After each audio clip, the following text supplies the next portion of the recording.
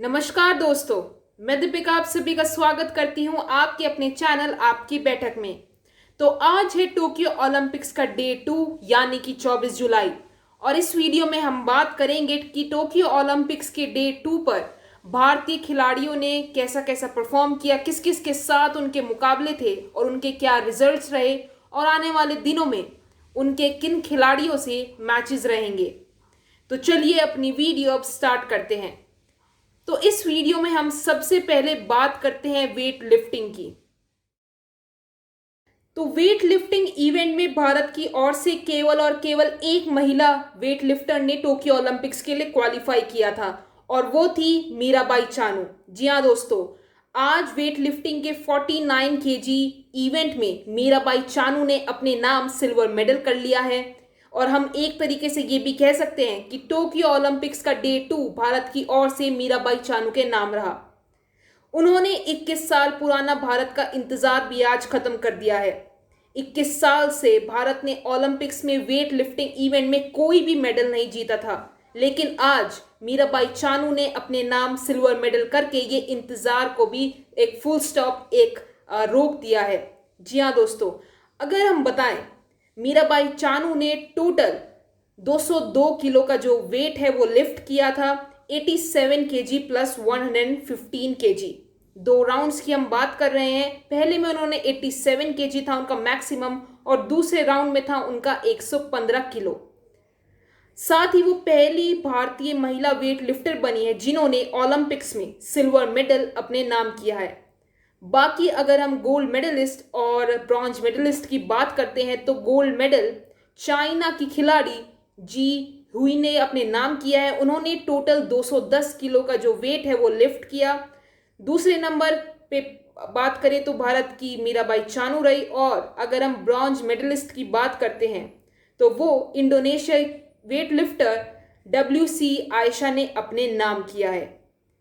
तो एक तरीके से हम कह सकते हैं कि मीराबाई चानू के सिल्वर मेडल ने भारत के जो मेडल अकाउंट है, मेडल खाता है, उसका एक शुभारंभ किया है।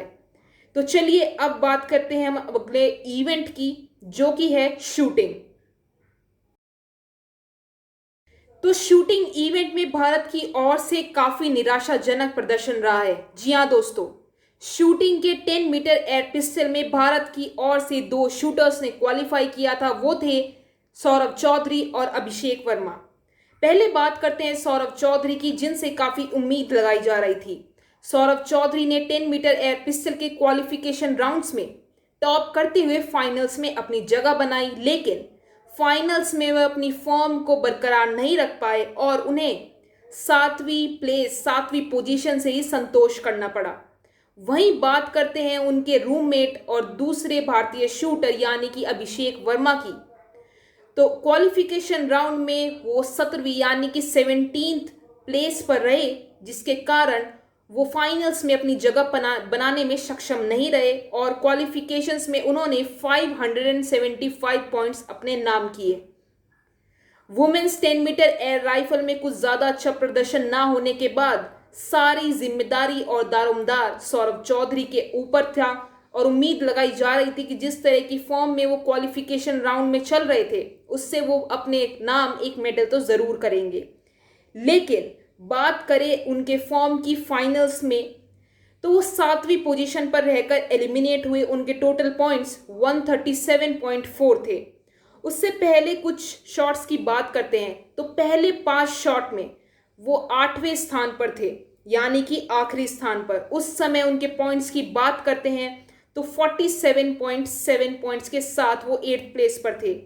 एक तरीके से हम कह सकते हैं कि फाइनल्स के स्टार्ट से ही वो एक फॉर्म में नहीं नजर आ रहे थे। हम एक तरीके से ये भी कह सकते हैं कि एक अच्छा स्टार्ट उनको फाइनल्स में नहीं मिल पाया, जो एक कारण हो सकता है उनके मेडल ना जीतने का। वहीं दूसरी ओर अगर हम बात करें 10 मीटर एयर राइफल वुमेन की, इस इवेंट में भी भारत की ओर से 2 शूटर्स नजर आई। जी हाँ दोस्तों, एक तरफ थी एक्सपीरियंस अपूर्वी चंदेला तो वहीं दूसरी ओर थी वर्ल्ड नंबर 1 एलावेनिल वेलारिवान। पहले बात करते हैं एलावेनिल के बारे में। तो क्वालिफिकेशंस राउंड के अंदर 626.5 स्कोर के साथ वो 16वें स्थान पर रही। वहीं अपूर्वी चंदेला 621.9 स्कोर के साथ 36 यानी कि 36 प्लेस पर रही। दोनों शूटर्स फाइनल में जाने में नाकामयाब रहे, लेकिन क्वालिफिकेशन राउंड के अंदर दोनों शूटर्स को एक डिसेंट स्टार्ट मिला, एक अच्छा स्टार्ट मिला। लेकिन उसके बाद अपूर्वी चंदेला की जो फॉर्म है वो थोड़ी गिरावट आई। उन्होंने सेकेंड सीरीज में दो खराब शॉट मारे, 9.5 और 9.9, जिसके कारण उनके स्कोर में थोड़ी गिरावट हुई। लेकिन वहीं दूसरी ओर एला वेनेल ने अपनी फॉर्म को बरकरार रखा और वो थोड़ी काम रही। इसी के साथ उन्होंने थर्ड सीरीज में परफेक्ट 10.9 स्कोर भी मारा, लेकिन वो ज़्यादा लंबे समय तक अपनी फॉर्म को बरकरार नहीं रख पाई, जिसके कारण उनकी भी जो स्कोर है उसमें गिरावट आनी शुरू हो गई। अगर हम बताएं, world cup final gold medalist जो एला वेलारिवान रह चुकी हैं, वो फिफ्थ और सिक्स्थ सीरीज में अपने स्कोर में गिरावट होने के कारण उनका जो प्लेस था वो नीचे गिरता चला गया, जिसके कारण दोनों शूटर्स फाइनल में नहीं देखने को मिली। इसके अलावा एक और हम आप सभी को बता देना चाहते हैं कि अंजुम मौडगिल का जो कोटा था 10 मीटर एयर राइफल वुमेन में, वो एला वेनेल को दिया गया था, क्योंकि वो टोक्यो ओलंपिक से पहले काफ़ी अच्छी फॉर्म में चल रही थी। लेकिन उसके बावजूद भी Elavenil 10 metre air rifle women event में कुछ ज़्यादा कमाल नहीं दिखा पाई। तो ये थी शूटिंग इवेंट डे 2 की। तो चलिए अब बात करते हैं अगले इवेंट बैडमिंटन की। तो बैडमिंटन में सबसे पहले बात करते हैं मेंस सिंगल्स के ग्रुप स्टेज मैच की, जिसमें आप सभी को भारत की ओर से बी साई प्रणीत खेलते हुए नजर आए। जी हाँ दोस्तों, साई प्रणीत का आज मुकाबला था इजराइल के मीशा जिल्बरमैन से, जिनकी वर्ल्ड रैंकिंग 47 है। वहीं साई प्रणीत की रैंकिंग वर्ल्ड नंबर 15 है। लेकिन रैंकिंग में इतना ज़्यादा गैप होने के बावजूद भी साई प्रणीत को सीधे सेटों में हार का सामना करना पड़ा। इस 41 मिनट लंबे चले मुकाबले में साई प्रणीत को 17-21, 15-21 से हार का सामना करना पड़ा।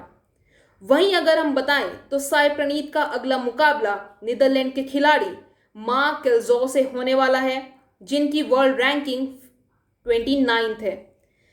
अगर कंपेयर करें तो दोनों साई प्रणीत और मा की जो रैंकिंग्स है उसमें काफ़ी डिफरेंस है। लेकिन जिस तरह की फॉर्म, जिस तरह का प्रदर्शन उन्होंने आज के मुकाबले में किया, ये कहना मुश्किल है कि अगले मुकाबले में वो कैसा परफॉर्म करते हैं। लेकिन हम उम्मीद करते हैं कि वो अपना अगला मुकाबला जीतने में कामयाब रहे। तो चलिए अब बात करते हैं मेंस डबल की, जिसमें भारत की ओर से अपना पहला ओलंपिक खेलने वाली जोड़ी यानी कि चिराग शेट्टी और सात्विक साईराज रैंकी रेड्डी की जोड़ी नजर आई।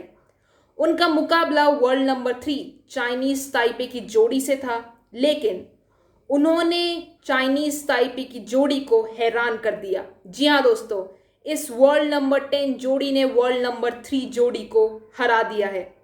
काफ़ी बड़ी बात है कि उन्होंने अपना टोक्यो ओलंपिक्स का सफ़र एक जीत के साथ शुरू किया है, जो कि उन्हें काफ़ी कॉन्फिडेंस देगा।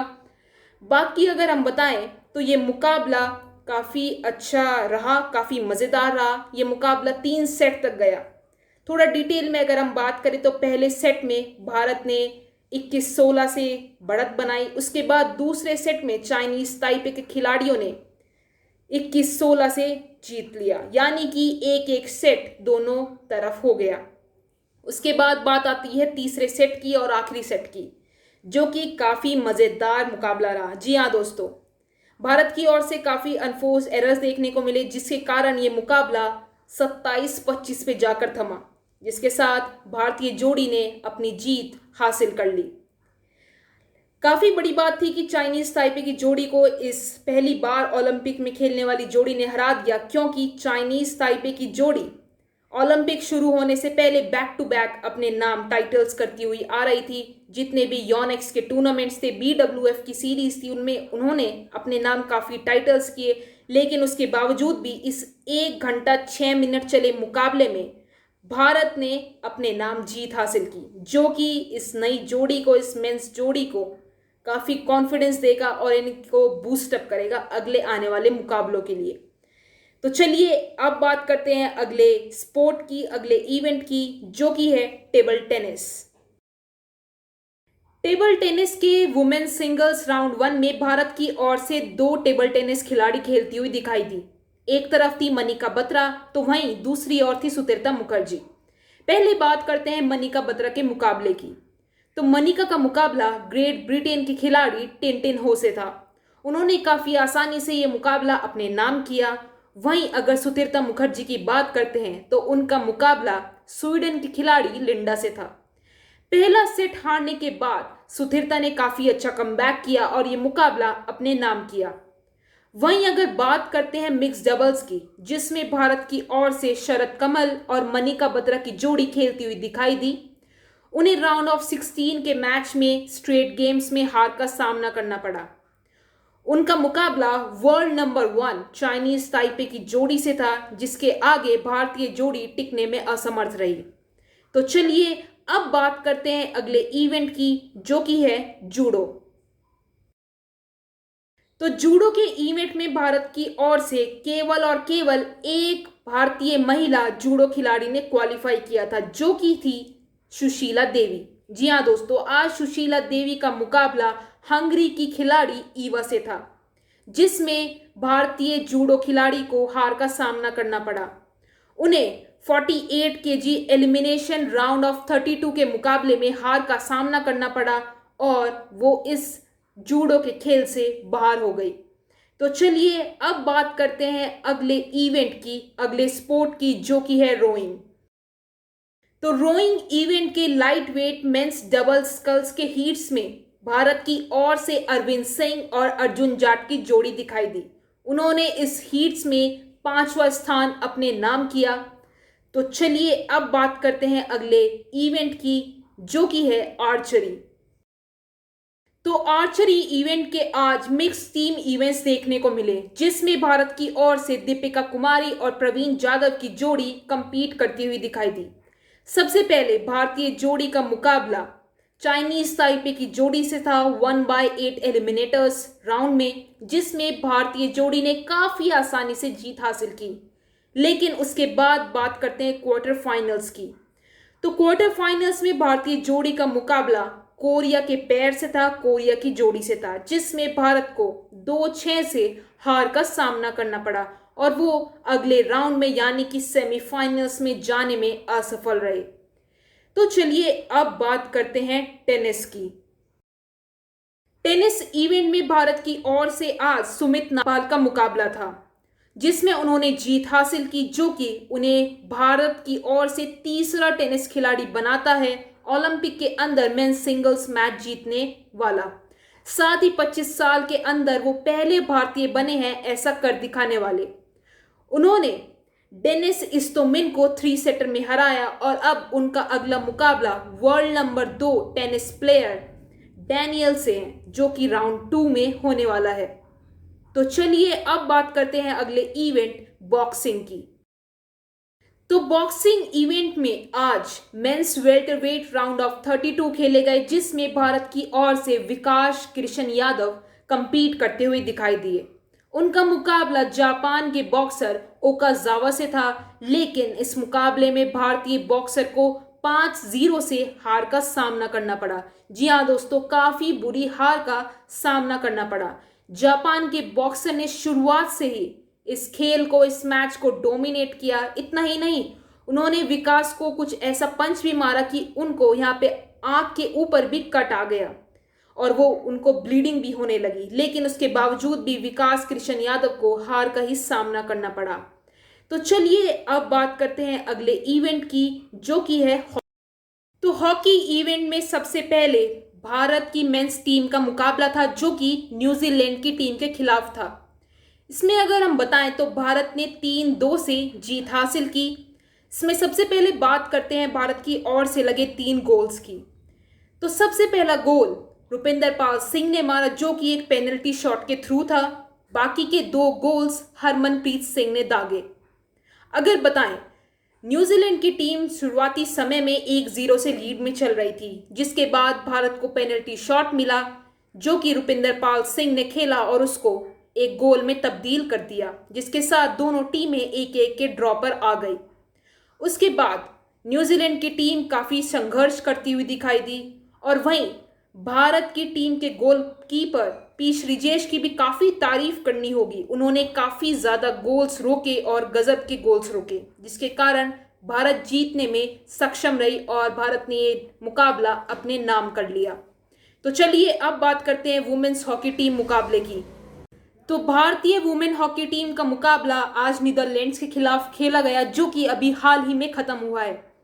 ये मुकाबला नीदरलैंड्स ने अपने नाम किया 5-1 से। भारत को काफ़ी बुरी तरीके से ये मुकाबला हारना पड़ा। जी हाँ दोस्तों, शुरुआती समय में नीदरलैंड ने 1-0 से बढ़ोतरी ली। उसके बाद वुमेन हॉकी टीम की कैप्टन रानी रामपाल ने 1-1 से मुकाबला ड्रॉ कर दिया। लेकिन उसके बाद भारतीय हॉकी टीम को कोई मौका नहीं मिला गोल दागने का, जिसके फलस्वरूप भारत को ये मुकाबला हारना पड़ा और नीदरलैंड 5-1 से ये मुकाबला जीतने में कामयाब रही। तो ये थे आज के सभी इवेंट्स आप सभी के लिए, जिसमें हमने आप सभी को बता दिया है कि भारतीय टीम या भारतीय खिलाड़ियों का कैसा प्रदर्शन रहा और उसके क्या क्या रिजल्ट्स रहे। तो मुझे उम्मीद है कि आप सभी को सभी खिलाड़ियों का पता चल चुका होगा कि कौन कौन से खिलाड़ी अगले राउंड में जा चुके हैं और कौन कौन से यहीं से ही एलिमिनेट हो गए हैं। तो चलिए फिर जल्दी मुलाकात होगी एक और वीडियो के साथ। आप सभी जुड़े रहिए आपकी बैठक के साथ टोक्यो ओलंपिक से जुड़ी हर खबर जानने के लिए। So thank you everyone.